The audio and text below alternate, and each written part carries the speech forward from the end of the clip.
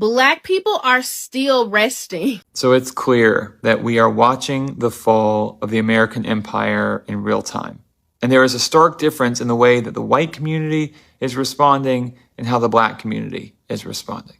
The black community en masse has completely withdrawn. They fought, they campaigned, they warned us, and we chose the orange man anyway. And they're out. The white community, on the other hand, is fighting, those of us who aren't under Trump's spell. And there is this real sentiment that if we can just get Trump out of the way, then we can all get back to normal. But the thing is, that's not what God is doing. And I'm not a nihilist, but we're missing the point. The point is this white supremacist system has wreaked enough havoc. Enough. And God is judging it. And the fact that we are clinging so hard to it makes me wonder, what does the black community see that we don't, that's allowing them to totally let go right now? Check this out. I personally believe that at the moment, us as a black community, we're kind of going through this stage of what I like to call an antagonization project. White people are really testing our patience to see how far we can be pushed before we do something other than protest. And I'll go as far as to say George Floyd was a part of that project as well, because witnessing a man have a slow death so publicly as it was, the outcome of that we did as a black community was to protest. And I think right now, white people are trying to see, is there anything else that we do other than protest? Now, me personally, I've done a video on this saying that we need to be unpredictable. You can be good at any game if you understand the rules and how to play the game. The industry, man, it's not the same. Doesn't have to do with talent. It's about playing the game. Why don't you join the team, man? Team? Man, I'm not playing any games. The environment that we're embedded in puts us in a situation where we feel we have to maneuver and play the game and water our message down. I try to be my best to do it for y'all and give y'all a righteous game. Some of y'all gonna get it, and I know some of y'all want to change, but the environment don't allow you. You just don't have the finances. Up, no more handshakes and hugs. The energy only circulate through us. Everybody must be judged. And this is the great American game. The purpose of entertainment is to control minds. The whole purpose of propaganda, which is informational warfare, is to do what?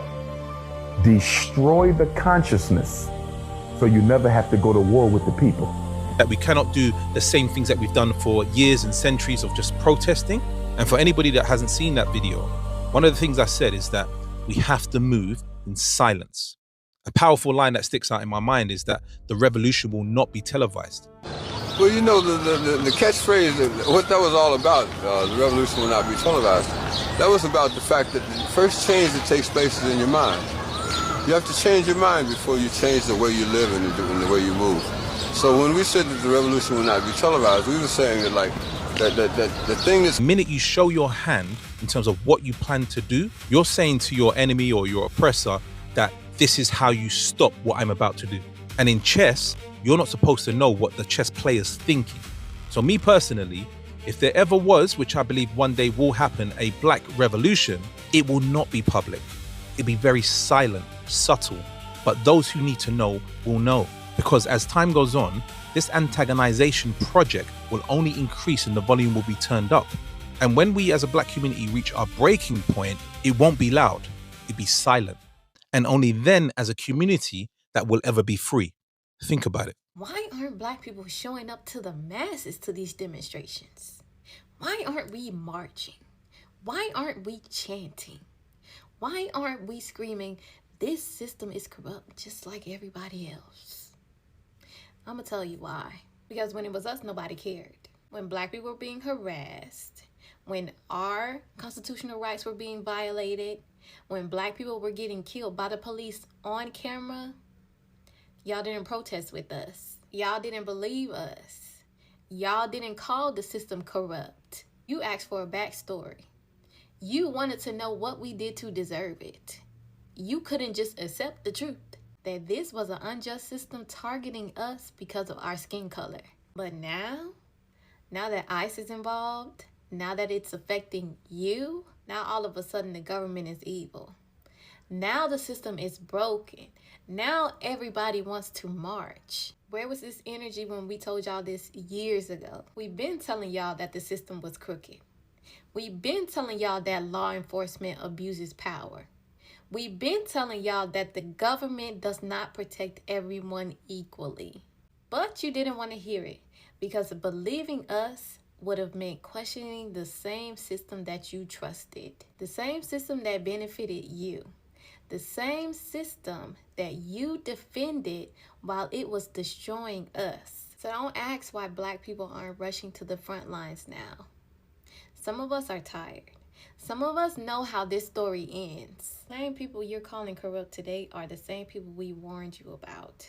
But y'all didn't believe us then, so don't be shocked when we're not shocked now. This effort to get Black people not involved with unified political struggle is one that serves white supremacy. The ICE raids that are happening in LA right now are symptomatic of a bigger problem of white supremacy, and white supremacy anywhere is a threat to everyone, everywhere. So if you're deciding to sit this one out because your black face on white supremacy didn't win an election, you were never with us to begin with and are just looking for an easy outlet to blame in immigrants. You justify your own inaction when you don't really do anything except vote every 4 years anyways, while at the same time trying to isolate Black people as if we haven't had racial solidarity in the past. Also, we're easier to exploit by white supremacy and capitalism. And the gag being they deporting Black people too. But what the fuck are y'all really doing? Sitting out is a fucking privilege. Frankly, Black people can't afford to take. Oh, but there's some people who are anti-Black in the Mexican movement. Bro, there are Black people who are anti-Black in the Black movement. Don't get to pick and choose what justice is justice. Either you're with us or you're not. A lot of white people are actually more scared of Black silence than Black warnings. We have seen Black people have always been on the forefront trying to confront the fact that the system is biased, the system is skewed, and the system is broken. But they got used to a point that they don't actually heed to those kind of warnings. And now Black Americans have been tired of doing the same.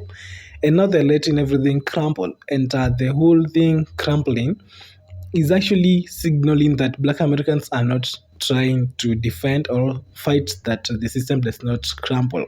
So that silence has made a lot of white counterparts to be uncomfortable, and they are actually so afraid of Black silence nowadays. Ladies and gentlemen, welcome to the channel. If you happen to be new here, support us by subscribing. To my returning viewers, I appreciate you. Thank you for tuning in. Let's get to see the rest of the video, and I'll be back with more commentary. Black people, as a collective, we should have been supporting Black businesses from the very beginning, okay? And I am also talking to myself in this because, you know, the Rick Chow situation has definitely opened my eyes to how people of color that aren't Black don't really see Black people as human beings, you know what I mean? And I'm not saying all people of color who aren't Black feel that same way, but it is just an overwhelming majority of non-Black people of color who want to uphold white supremacy in thinking that they're going to get their fair share when they're not, you know, because white people, they don't like any of us, you know what I mean? So I'm just really happy to see Black people spending their money wisely and going to places where they are respected, where they are supported, and just pouring back into our own community, okay? Because here's the thing, it's not racist for Black people to want to find more Black-owned businesses in order to have money circulating within our own community, okay? Because historically, Black businesses, when Black people were by themselves, Wall Street, we can talk about that, people just targeting our businesses and our communities just because we were helping ourselves. It is disgusting. It is a piece of history in America that honestly is just really heartbreaking. So I feel like since we have the choice and the resources to support each other, we should, so I am in full support of all of us supporting Black businesses, and I can't wait to find more. So yeah. So I want to talk about this article really quick because it's all starting to make so much sense right now. This author and journalist was having lunch with friends. There was a white guy and he's married to a Black lady, and they were talking politics. And he says that farmers weren't worried about Trump deporting migrants because, wait for it, They thought unemployment, because unemployment was so high for black people, that these black people would run back to the fields and do the jobs that the migrants were doing when they got deported. So she asked, like, where'd you get that information from? White farmer TikTok or MAGA Facebook memes? Like, where'd you get this information from? And her and the wife basically started giving him information, letting him know unemployment is only 6.8% for African Americans, and 93% of black people are currently working. Got so caught up in what they were hearing at Fox News and other places, thinking black jobs, immigrants are taking black jobs, that they just assumed they'd get rid of the immigrants and black people would take the immigrants' jobs. Sir, our ancestors did not march, die, and fight for civil rights so we could go back to the fields? Like, what? But shout out to the Latino immigrant population that have mastered that labor with skill and stamina. This country doesn't even appreciate it enough. Oh, and by the way, when they do try to hire Americans, black or white, to do those jobs, most of them don't even last half a day. They just ghost them without even picking up their paychecks. True story. So y'all, tell me, do you really believe that they thought black people were planning to replace immigrants in that labor force if they got deported? Because I need to know who was smoking that logic. What do you think? So now that I have fallen down this rabbit hole, I just jumped on the Twitters. And I got an alt Twitter where I pretend to be a MAGA guy. And I saw a live. And I am not kidding you. This dude, all these dudes these farmer dudes in there, these farm owner dudes, were saying, well, we thought the blacks would come back and do the jobs because they don't have jobs. Well, I'm sorry to break it to you, but black people have jobs. And you thought you were getting your slaves back is basically what you were saying. That's what you thought. It's still going right now. And I'm not going to post a link to it because I don't want to give these people a voice. But they think they're in a safe space on Twitter. They're not. Black people are still resting.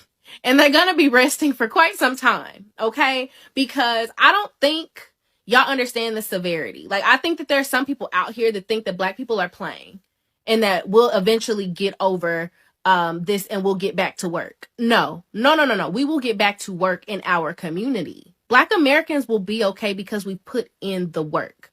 It's the rest of the people of color groups that have not put in the work because they came to this country with rights that black Americans fought and bled and died for. So when black people say that we are resting, that is what we mean. It is not just this election. It is not just this. It is a culmination of so many disappointments from our existence on this stolen land. Okay? Because let's be clear. America is a stolen land built by stolen people. At the end of the day, that is what America is. Black Americans decided that they wanted to make something out of nothing. And that is what we have done for hundreds of years and have literally laid a table together for everybody to be equitable. Okay? Equitable. All we want is equity, not revenge, not a leg up in the world, but equity across the board. And because America said that that's not what she wants, everybody is going to have to reap what they sow. Black people have been sowing seeds of equity, civil rights movements, voting rights movements. We have been sowing good seeds. So over the next 4 to 8 or however many years, Black Americans are going to be okay. It's all the other groups that we were worried about. But y'all let us know y'all not worried about yourselves, so we can't. Can we talk? It's been a while. I know. But black women, we're still resting. Yep. Black people as a whole, we are tightening up our ship. Black people as a whole, we are building community amongst each other. Everything else around us is just a distraction at this point because we warned, we shared information, infographics, data, and statistics of what might happen.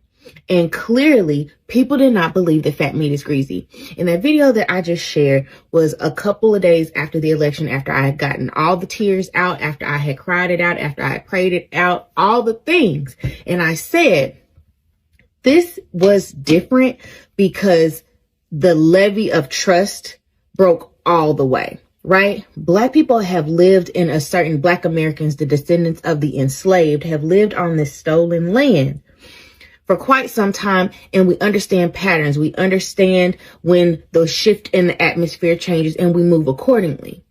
And what we're seeing is we have conditioned ourselves to do that. We have conditioned ourselves to pivot when the temperature changes.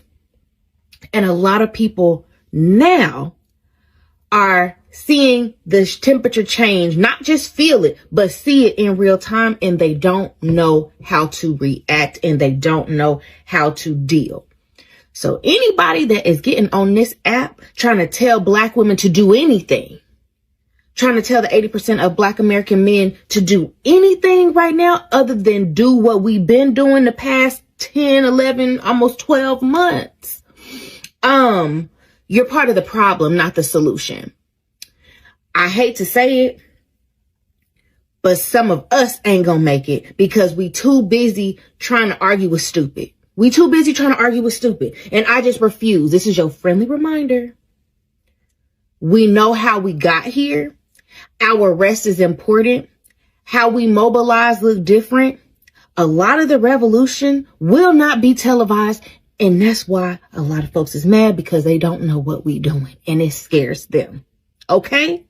So while you all are building out your community, while you are tightening up the ship, whether you all are saving more money, because when I tell you, I get annoyed when I have to spend any amount of money because I have gotten so I work hard for my money, and I'm not just about to give it to anybody or anything because it's apparent y'all don't care about my money. Y'all care about my money, but y'all don't care about me. And that's a problem. It's some places I don't go no more. It's some people I don't see anymore, because at the end of the day, we have got to guard our gates. We have got to guard our peace. We have got to guard our energy, because the more chaos ensues, the more dangerous people get. The more, people do stuff because they just can't pinpoint what Negroes is doing and they mad about it. So at the end of the day, make sure that you are moisturizing. SPF is necessary for us. Drink your 6 to 8 glasses of water or more. Make sure that you are getting in the gym. As I talk to you, I'm talking to myself, because we in for a long ride, but it is nothing that our ancestors have not done that we cannot do again and better, to make sure that when we come on the other side of this, we don't have to, this can literally just be a lesson. But this is a hard lesson because now everybody is learning it, because y'all just didn't want to believe Black people who have been oppressed in this land for quite some time. Yep, slavery is ended, but systemic racism is everywhere. And now y'all are figuring out that racism, classism, otherism, is all on the same boat now. Welcome back. I believe you've seen those clips which I had stitched for us. Now, we are seeing that Black people are not fighting to actually save this system anymore. They are letting the system to crumble and to get to expose its cracks. Because for decades, even centuries, Black people have always been saying that this system is not favorable to all of us. This system is skewed and it is made to work against us, because when it comes to matters revolving around barriers to entry, they are uncountable. We have seen people qualified, but they don't get to have same chances and opportunities.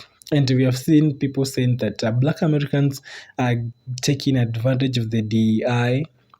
But when you come and get to analyze the whole situation, you'll find that these blacks are qualified. They have the degrees, they have the merits to be in those places where they are actually saying there are barriers to entry, to those opportunities. And also, these white counterparts have always been saying that blacks tend to be emotional responders just because they are calling out that there is discrimination which they are facing from the system.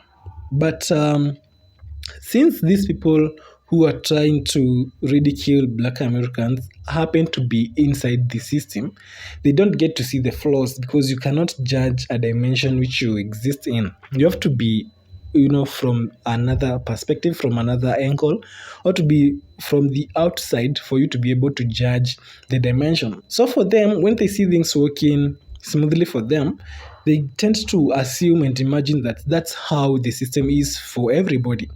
We have seen even instances and scenarios where a black lady was describing the fact that white people can go to malls and they just do window shopping, they touch things, and they are not unalived for that. But when it comes to black people doing the same, they might even end up losing their own lives, and they might even be accused of, shoplifting. And when you looked at the comments of that video, we saw that many white people were like, we've never known that we had this kind of privilege. We have never known that someone's hobby, people tend to have hobby of window shopping whenever they are free. They're like, you people get to even be discriminated and also to be, guarded, to be policed just by doing window shopping. You are facing this kind of discrimination. So they were even amazed. They were like, is that even a thing?